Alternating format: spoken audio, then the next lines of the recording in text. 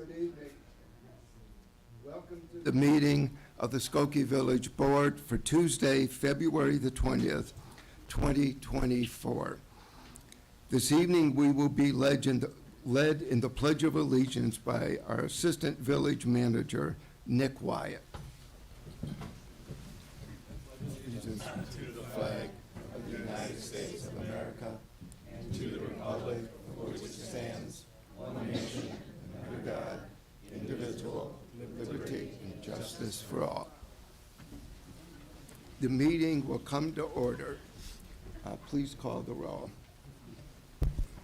Trustee Sutker? Here. Trustee Robinson? Here. Trustee Kuhn? Here. Trustee Johnson? Here. Trustee Pierce-Slovan? Here. Trustee Klein? Here. Mayor Van Duzen? Here we have a quorum. Next item on the agenda is approval of the consent agenda for this evening. A motion is in order. Trustee Sutker, seconded by Trustee Johnson. Sorry, can't somebody remove something from the consent? We're going to. Give us a chance. Give us a chance. Is there anything on the consent agenda anybody would like removed? I'm assuming some folks here. I'd like to Trustee remove Johnson. 11, A through C. So done. Is there anything else anybody would like to have removed? If not, call the roll, please. Trustee Sutker? Aye. Trustee Robinson? Aye. Trustee Kuhn? Aye. Trustee Johnson? Aye. Trustee Pierce-Slovan? Aye. Trustee Klein? Aye. Mayor Van Duzen? Aye, the motion passes. Next item is an awards presentation for artistic excellence. It will be presented by Pam Garbarini, the chair of our Fine Arts Commission. Pam?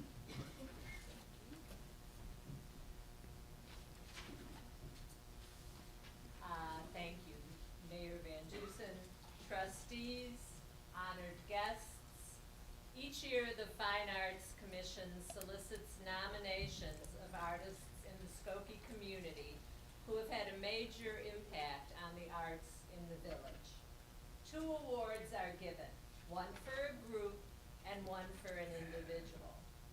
Selection criteria include the nominee's visibility in the community and the breadth of the nominee's artistic impact on the community. Each of the awards recipients will receive one of these lovely trophies, and in a short amount of time, as soon as we replace the perpetual plaques in the North Shore Performing Arts Center, their names will be added to be there forever. I'll begin with our group award. A&C Architects and Gallery at 4840 Main Street in Skokie designs deliberate, balanced, and meaningful environments built on a foundation of client trust and partnership. They create solutions that serve the individual and celebrate the community. Their work process focuses on collaborative relationships with their clients from concept through completion. They have designed private homes as well as religious and commercial buildings. But in addition to their architecture business, they have created one of the few functioning art galleries in Skokie at their Main Street location. They usually sponsor 5 or 6 art shows per year. They also host some small concerts and poetry readings. The gallery works with a variety of artists from different backgrounds that helps solidify Skokie's reputation as a welcoming and inclusive place to visit and to live. It is a real gem that adds to our cultural life here in many ways. The founder of this gallery is Rafi Armazumian, and here to accept this Artistic Excellence Award is his business partner, Joanna Zhivch. Joanna?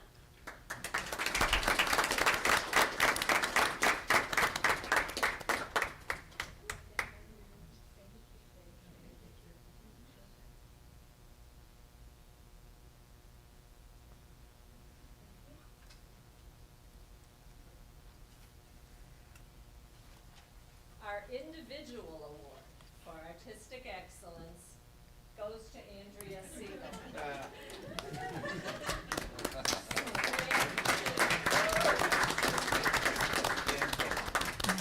Andrea is a retired art teacher who taught in both District 68 and District 65.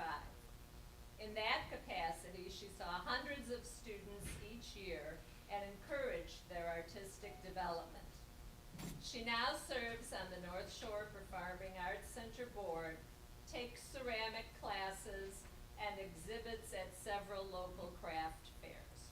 But what I want to spend a few minutes talking about is her lifetime of work on the Fine Arts Commission. Andrea joined the commission in 1986 and was its chairman for about 28 years before she retired in 2018. At the time that she joined, which was about 2 years before she encouraged me to join, the commission's main role was to re-grant funds from the Village of Skokie and the Illinois Arts Council. We also sponsored a juried art show at the Skokie Library, but that was about it.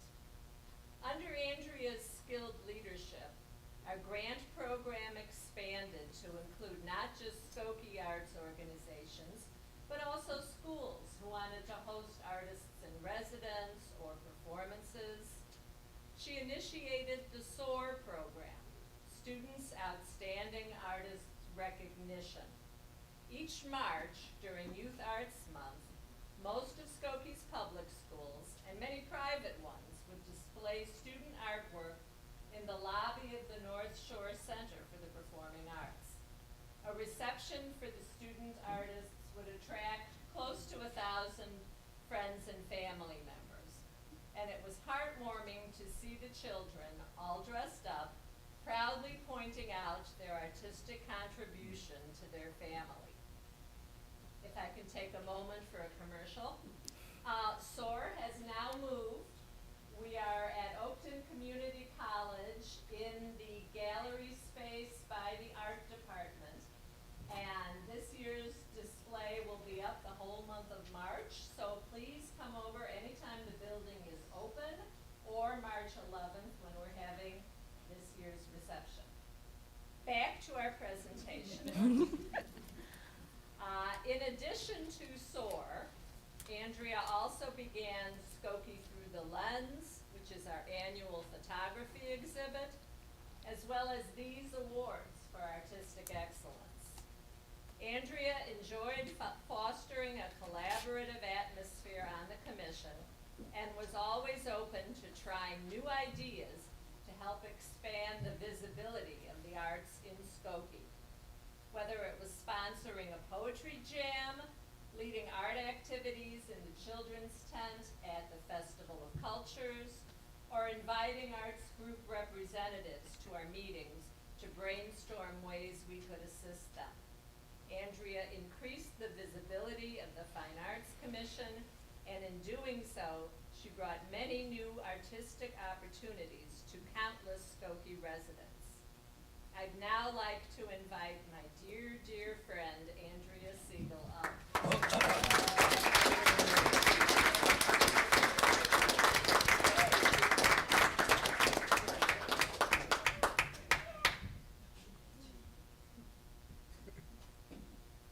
So I'm used to standing up here and giving a speech, so I hope you will indulge me for just a few minutes, please. So I want to thank you to my partner in crime, Pam, all of the commission members from now and past. Thank you, Mayor Van Dusen. Ralph, Paul, I'm going to name people who are not in this room. Dorothy, Ann, Natalie, all of the trustees. It was a privilege and a joy to be given this opportunity to encourage the arts in Skokie. The mission of the Fine Arts Commission is to encourage, support, and promote the arts in Skokie, thereby enhancing the quality of life. I took this seriously. Early on in my chairmanship, just as Pam said, what we were doing was granting awards to artistic groups as a re-granting agency for the Illinois Arts Council, sponsoring an adult art exhibition in the library. Remember that, Ralph? And I got to sit on the planning meetings for the Performing Arts Building. That was fun. And I got to help Mayor Burrell pick out artwork for this building. So then I started initiating projects that would enable the commission to be proactive in enhancing the arts. The ones I'm most proud, as Pam says, are the performance grants for the schools, SOAR, which actually was one of those win-win ideas because the Performing Arts Center had just opened and we were trying to figure out ways to bring people into the building to have them see this glorious space. So by having visual arts in the lobby and thousands of people coming to see our new facility, that was wonderful. Our Skokie Through the Lens, our amateur photo exhibit, which we worked on, Ellen, and our Artistic Excellence Award, and our first recipient is right here, Leonid.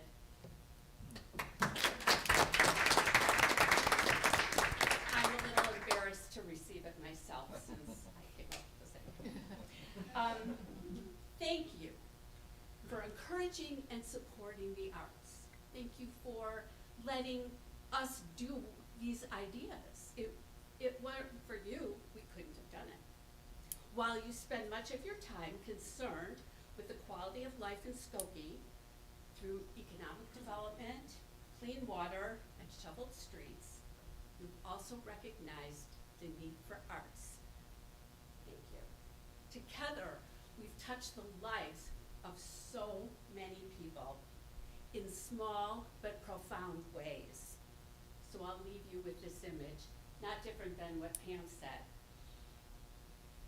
The faces of pride on those recently new to this country grandparents having their grandchild's art hanging up in the lobby and in this gorgeous building and taking a picture, a photo with the mayor. That was really wonderful. Thank you for all of this and the opportunities.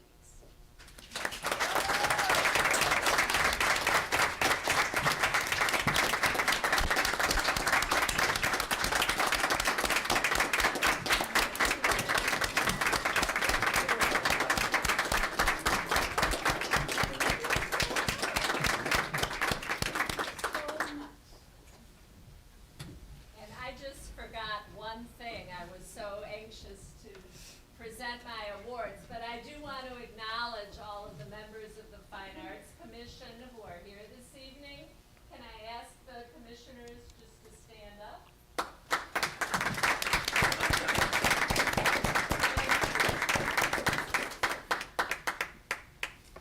Thank you. Why don't we take a short break, just a couple minutes, so we can congratulate the awardees, and then we'll resume the meeting with the village manager's report.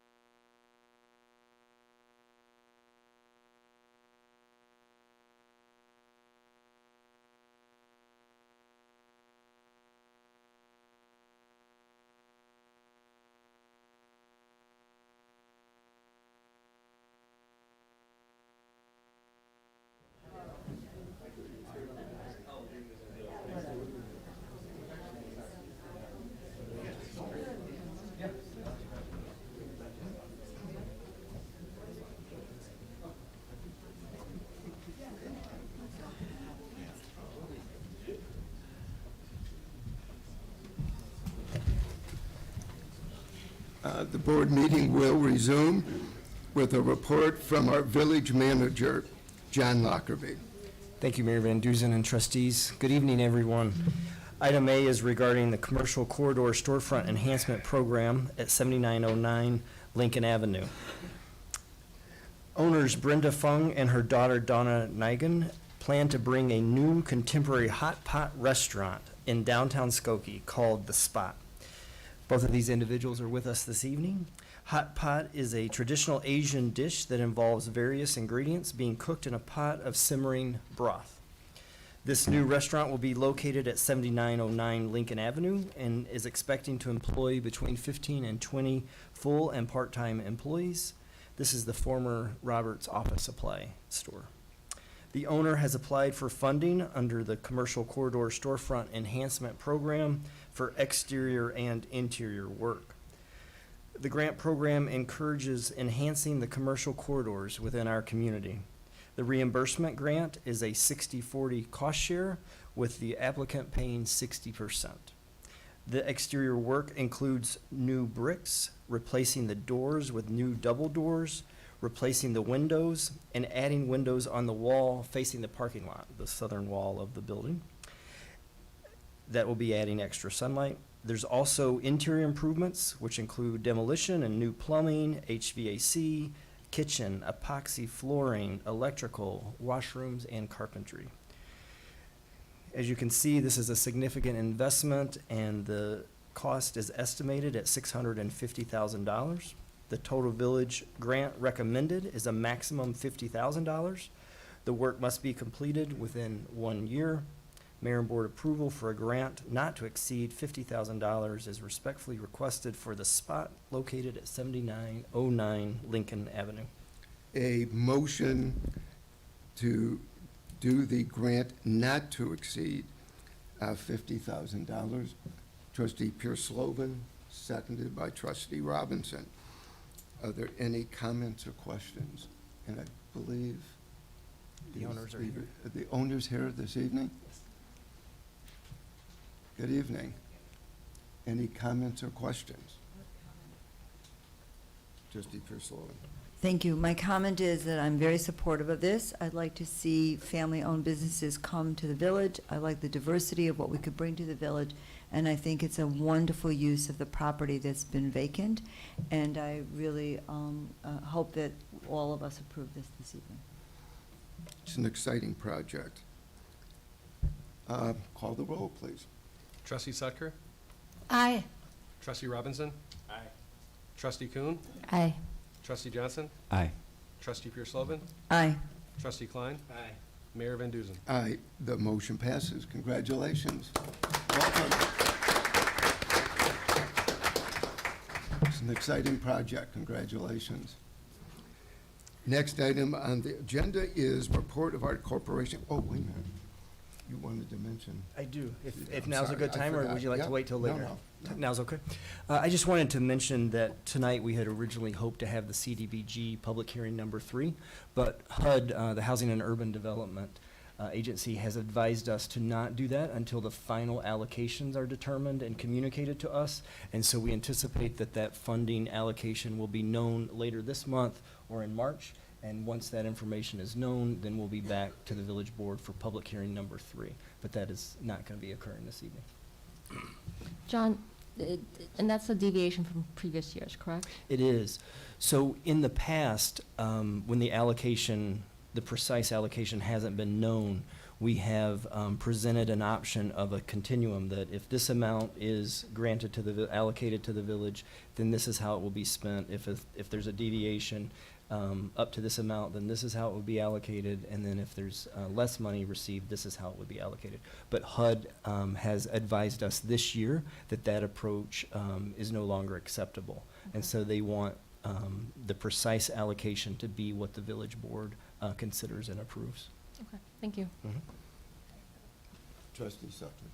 Are you saying just for this year, or is this how it's going to be going forward? They made it clear for this year, but I anticipate that this is going to be a new regulation, and so it will be this process going forward.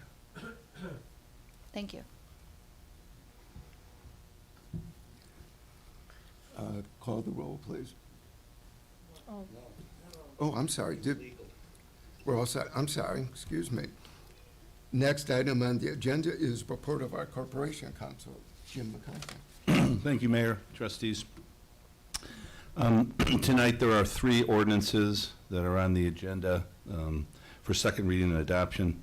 The first item, item A, is an ordinance amending the zoning map with regard to the property located at 4600 Main Street, Skokie, Illinois, from an R1 single-family district to an R4 multifamily housing district.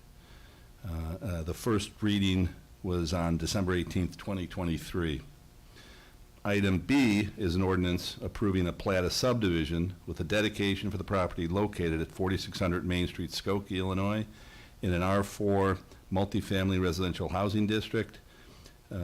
Item B, the first reading, was also on December 18th, 2023. And lastly, item C is an ordinance granting site plan approval for the construction and establishment of a townhouse development at 4600 Main Street, Skokie, Illinois, in an R4 multifamily housing district. And item C was also, had a first reading on December 18th, 2023. Each one of these ordinances will need to be voted on separately. Okay, before we take up any motions or votes, I would like to ask anybody who wishes to address the village board on this project as a whole, if anybody would like to address the board on the project.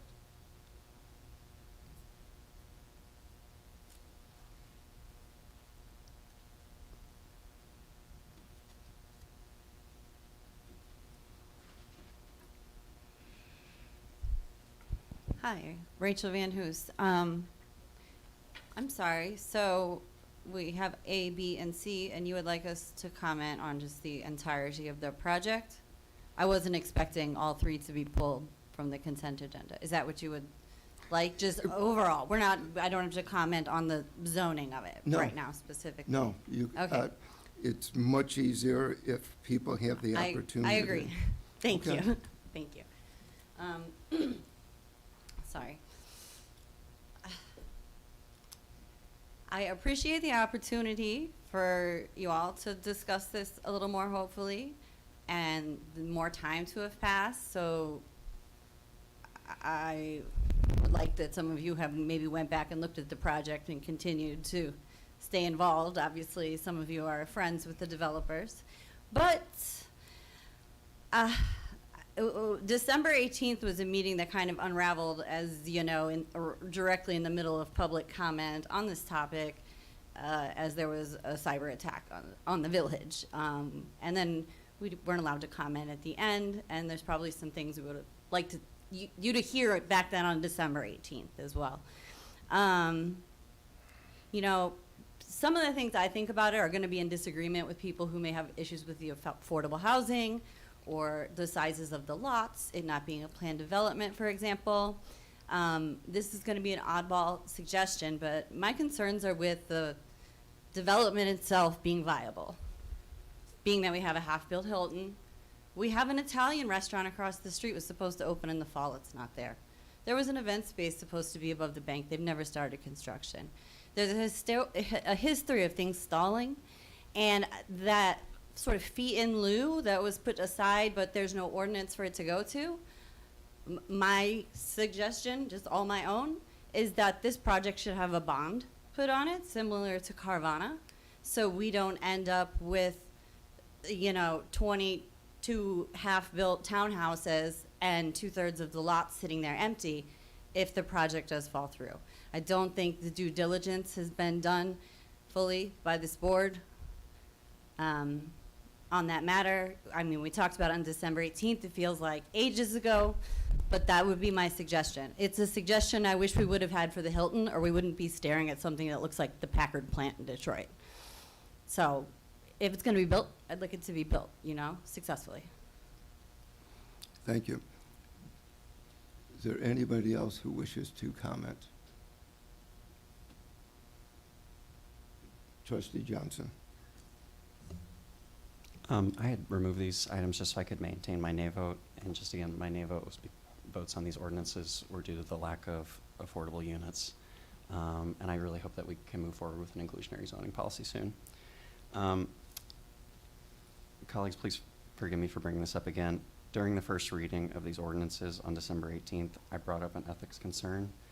I want to again express a concern about conflicts of interest concerning this specific development and others. During the first reading of these ordinances, no member of the board recused themselves from the vote, but 6 members of this board have all accepted political campaign donations from the spokesperson for this development. Worse, while this project was in the works in late 2022, elected members of this board and appointed members of our public legal department co-sponsored a political campaign fundraiser together with the spokesperson for this development. I will pass down copies of a public social media post that can serve as evidence of this. So I'm bringing this up, I'm finding it really incredibly uncomfortable that we have elected and appointed officials that are soliciting and accepting political campaign contributions from developers that do business with the village. So I want to again really strongly encourage members of the board to consider recusing themselves from this vote. That's all for me. Item A motion on the zoning map, R1 single family to R4 multifamily housing is in order.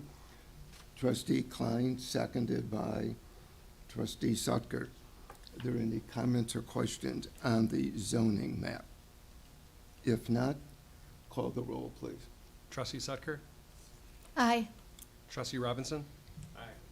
Trustee Kuhn? Aye. Trustee Johnson? Trustee Pierce-Lovan? Aye. Trustee Klein? Mayor Van Duzen? Aye, the motion passes. Item B is an ordinance approving the plat of subdivision for the 4600 Main Street project. A motion is in order.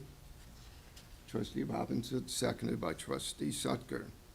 Any comments or questions on the plat of subdivision?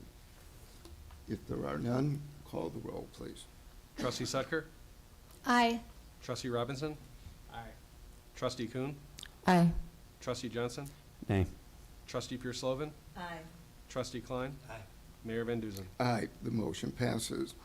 And finally, item C, an ordinance granting site plan approval for the construction and establishment of a townhouse development at 4600 Main Street is in order. Trustee Klein, seconded by Trustee Pierce-Lovan.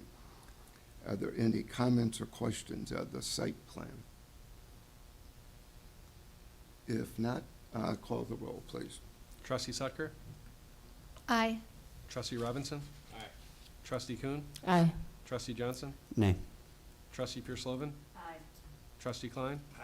Mayor Van Duzen? Aye, the motion passes. Congratulations.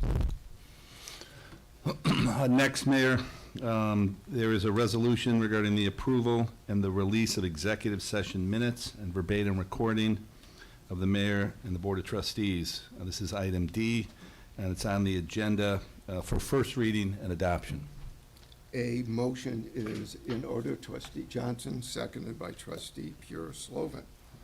Comments, questions? If not, call the roll, please. Trustee Sutker? Aye. Trustee Robinson? Trustee Kuhn? Aye. Trustee Johnson? Aye. Trustee Pierce-Lovan? Aye. Trustee Klein? Mayor Van Duzen? Aye, the motion passes. That completes my report, Mayor. Thank you. The concluding item on the agenda Sorry, this one thing. evening, Under new business, I want to make an agenda item request. And this is kind of in response to the conflict of interest issues that I raised with the 4600 Main Street project.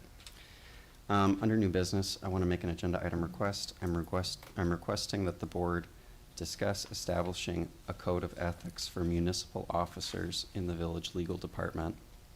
And as a model, I will be encouraging the board to examine the ICMA code of ethics that we expect our appointed village manager to follow. So I'm going to request this agenda item for one of our April village board meetings to give us all time to think about it. And in March, I will write an official memo to the board with some policy suggestions for the board's consideration, something that could be included with this agenda item in one of our April agendas. Will do. Thank you. Thank you. Next item is public comment. Is there anybody who wishes to address the village board? You give us your name, please.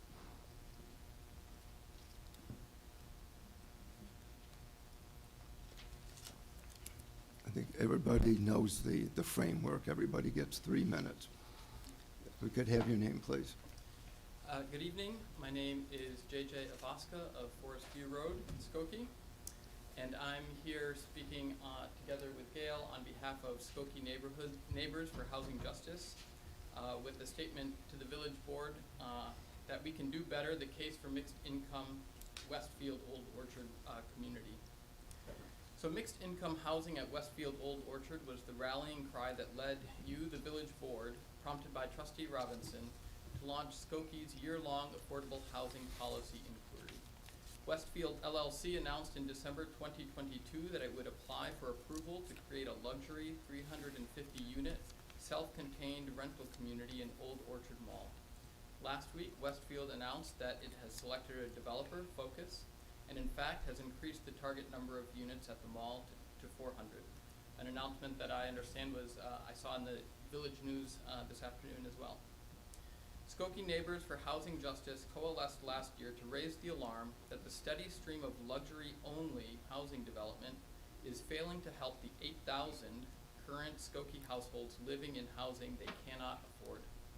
The situation is so grave that the village has declared the escalating rents a public health emergency for current residents. And I emphasize current residents.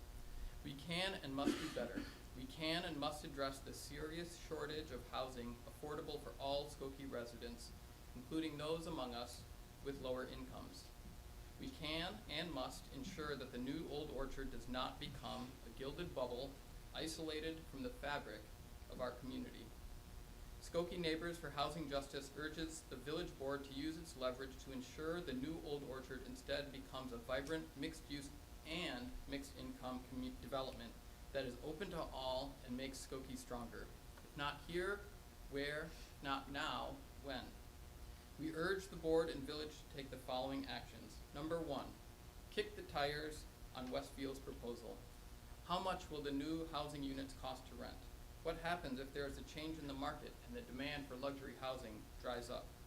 Westfield and Focus promise to make Old Orchard a more vibrant, mixed-use, walkable community. But will the thousands of people already working within walking distance be able to afford those rents? Will a sales associate at an Old Orchard store be able to afford it? Will a first-year teacher at Niles North High School be able to afford it? Will an administrator at the courthouse be able to afford it? Will a nurse or lab technician at the hospital be able to afford it?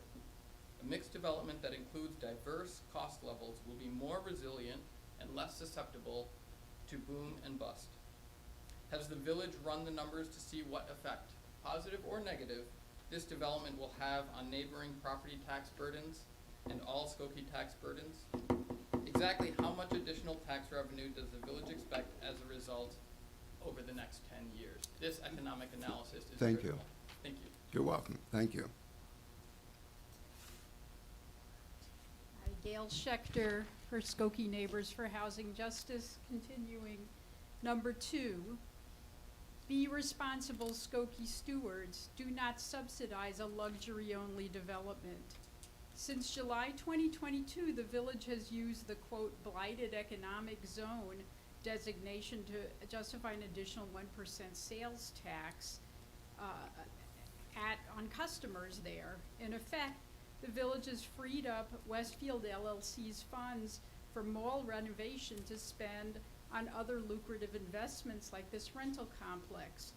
With ample subsidies from Skokie taxpayers and mall customers, Westfield has no budgetary excuse to preclude providing on-site affordable units as workforce housing. 3, ensure this development fits into a bigger plan. Skokie cannot afford for this to be a one-off project that does not contribute to a bigger plan to address the housing cost challenges that 8,000 current Skokie households are facing. This is a major problem in its own right, but it also means that those households have less money to spend at Skokie businesses. This project cannot solve it alone, but it must do its fair share. 4, pass a meaningful inclusionary housing ordinance. The time to act is now. We know it can be done. Focus, Westfield's developer, has actually done this in Evanston. 2 years ago, Executive Vice President at Focus, Justin Pelage, was quoted in the Evanstoners Roundtable saying, quote, "We have committed to providing the 10% of affordable housing that's required all on site. We won't be buying out of it with the fee in lieu option," close quotes. Concluding, the village has a duty to leverage its power to put its people first. Only a Westfield Old Orchard development that increases the supply of modern, affordable, accessible housing should be approved. Thank you. We look forward to the next steps from the village. Thank you.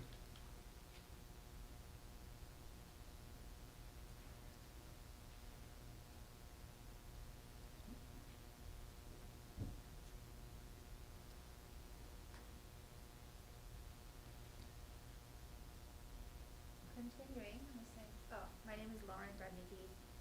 Continuing on the same trend, I would like to talk about correlations between housing condition and health. Poor housing condition has lack of sanitation, it has moisture problems, which involves mold. It has various types of pests, there's a lot of noise, there might be accessibility issues, higher injury risk, other housing environmental quality. And all of these things influence a child's health and development.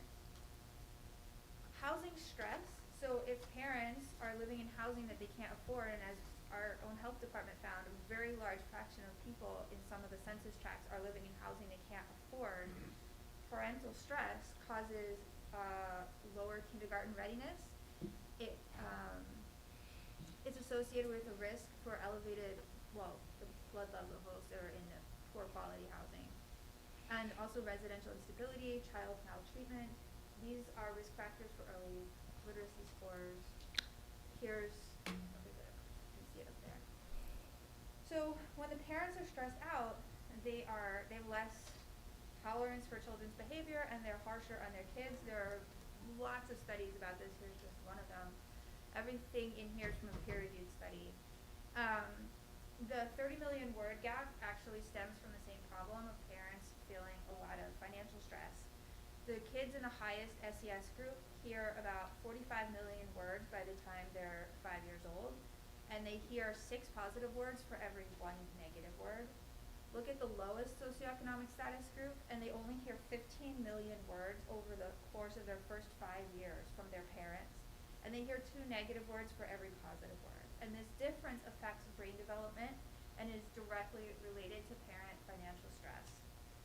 So what you could do is you could order with both of these things. Order a study of the needs, like who needs what size are the families who are living in the apartments in Skokie, and then also do an inventory of the current rental stock. How big is it? What condition is it? That kind of thing. How much does it cost?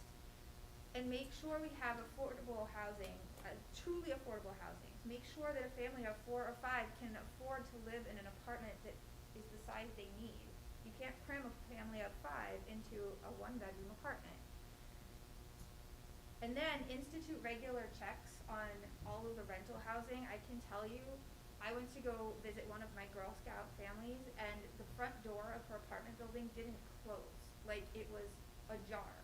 Anybody could have just walked in there. And there was a pile of mail on the floor.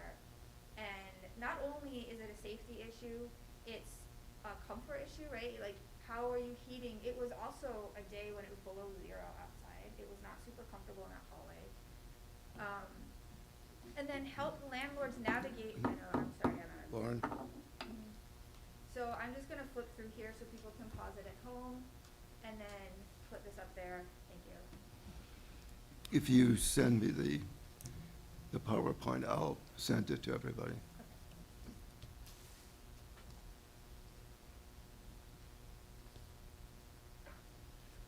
Hi, I'm so quiet tonight, I feel like. Rachel Van Hoos. This is a comment I've been wanting to make since, oh my gosh, for so long, since the fall, but it always seems like something's up, you know? I want to thank, like, Cindy and that fine arts presentation. That was so lovely. And my kid is one of those kids in kindergarten waiting to take a picture with the mayor. You know, I mean, we moved here for a reason. I hope you will attend. Well, he's not in kindergarten anymore, but you know, you said something on December 18th, and you really don't get me that I'm against anything this Board of Trustees wants. This is the farthest thing from the truth, as if I am anti-development or something. I live down Oakton Street, and I'm so thankful. That was our personal conversation in the lobby.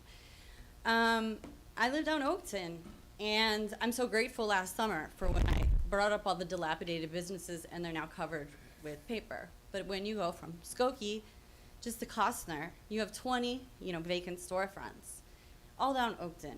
The future of Skokie is developing down Oakton Street. It's an inevitable. It's necessary. It's gonna be required. And I care. I really, really care about how business is done in this village. So I would like to ask you trustees, seriously, from the bottom of my heart, when you leave here and you go home and you make a left maybe, drive around this village and look at some of the things that you've approved. And some of them are great, and some of them are kind of stinkers, honestly. You know, obviously we have the Hilton. You go, you know, I said there's an event space that was to be approved above a bank. No work's been done. There's the Italian restaurant right there. There is, you know, on Main Street, there were some things that were voted on, and some of the commissions and the trustees like didn't know where the new halal business was, and it was surprising to me with so much activity on Main Street through the summer with weekly events that people don't know what the village looks like. I really want you to drive up and down the streets. And like, here's a bad example, is the apartment development on Dempster by the US Bank in McCormick. It's just on the sidewalk, you know? There's a garage at the McCracken School where we give variances so there's not that setback from the sidewalk and stuff. And it's just a vote a yay or whatever, but look at the village and look at what works and what doesn't, and what's developing. And I really have a huge question in my mind about why some of these developments either don't start in the first place or are stalled. So I do care more than anything, so you know my intentions. Thank you. Thank you.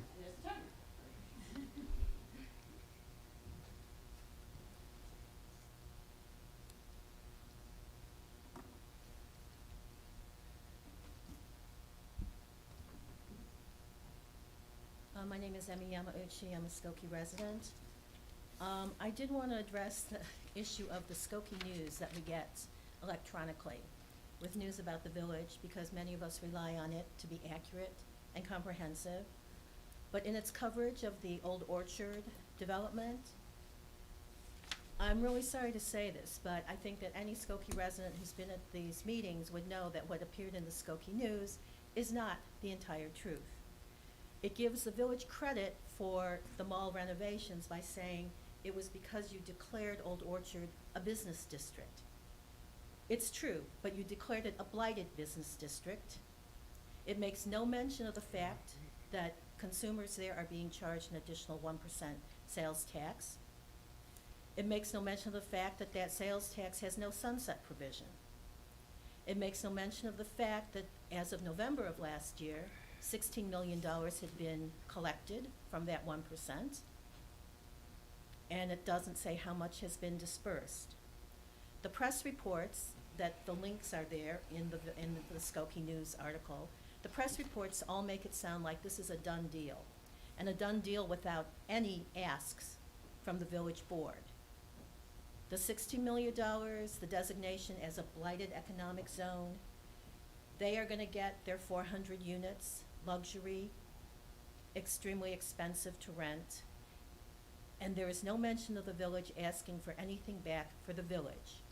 I know the whole mantra about they're the largest property tax payer in the village, blah, blah, blah, but there are also other residents in this village. Thank you. And Thank also, you. I really hope the Skokie News can become a little more comprehensive. Its job is not to just provide a rose-colored version of what is going on in the village. Thank you. Is there anybody else that wishes to address the board? I'll be giving a public comment as well.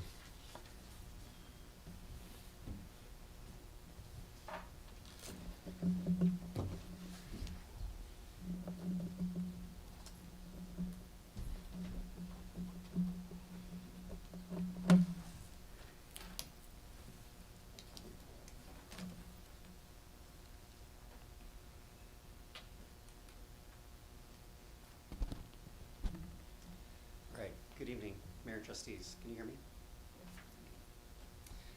As I mentioned before, I'm going to be continuing these short presentations about the need to reform our legal department until the board takes some action to address the blatant political hiring and misconduct in this department. And there's a few really easy common sense options that are available to the trustees. Tonight, I'm going to dive into the history of our politicized legal department. I'm going to go all the way back to 1957, that's where I'm going to start. And to highlight why this is such a critical year for this issue, I want to quote from the Skokie Centennial History book that was commissioned by this village board in the 80s. May I interrupt for a point of order? May I? What's the point of order? Point of order is I had a conversation this weekend with an attorney, and the attorney who practices down in Springfield informed me that there is either a statute or a procedural amendment or procedure that if a person, group, or entity continually interrupts or participates in a public forum and they keep doing the same thing over and over, the chair can consider them to be disruptive and to cut them off. I feel this, how many times have we heard this? This is purely disruptive and it's repetitious, and I don't see the point sitting there. And I believe, according to what I was informed about, that it is the legislature body does utilize this, whatever you call it. Okay, That's my point of order. okay, thank you.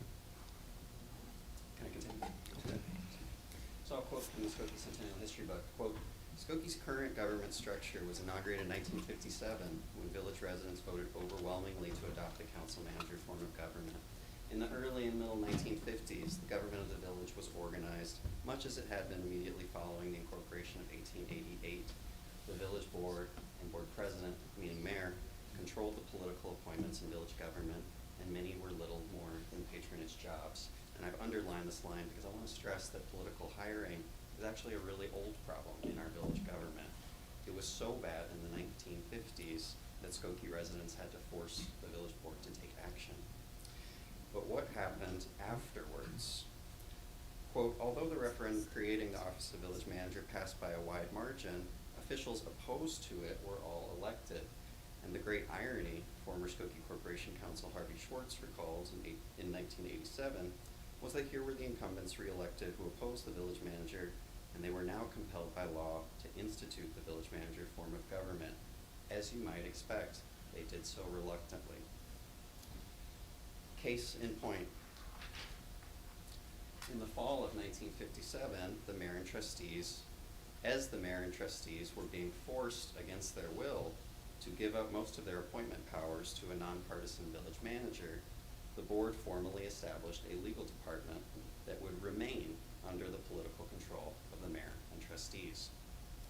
And this is why our legal department is now the only department in our village government that still reflects the toxic patronage politics of Skokie's old form of government, pre-1957. And this is what I'm talking about when I say that the village board has not updated its politicized appointment process for village attorneys since 1957. And so I'm going to pause there for tonight, and at the next board meeting, I'll go a little deeper into why 1957 was such a critical year for this issue. I'll move forward from there. Thank you. And I hope that you will include in your presentation an analysis of why it's important to have checks and balances in government, including in village government. So I'm sure you'll provide us with an explanation of that. And what Mr. Hennessy said there is exactly why it's important that we have the structure that we have.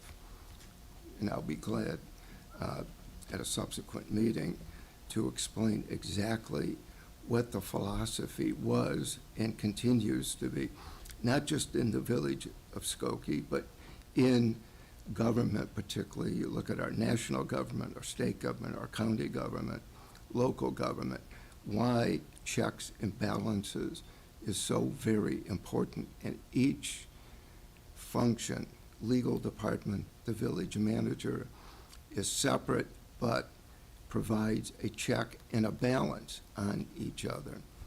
So I look forward to continuing our discussion.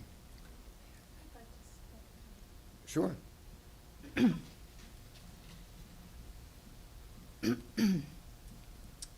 Trustee Johnson, I have heard you say that you will continue using time devoted to public comment, even though you are an elected official, for your own remarks until you get your way.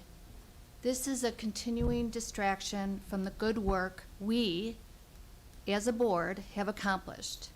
We successfully managed COVID.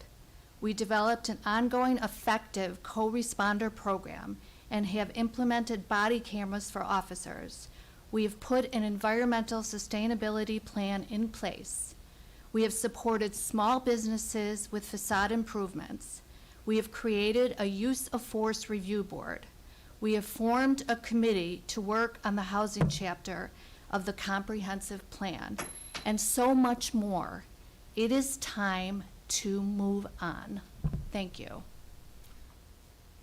I fully agree that these are really tremendous accomplishments of the village board, and I would love to move on, hopefully through board action.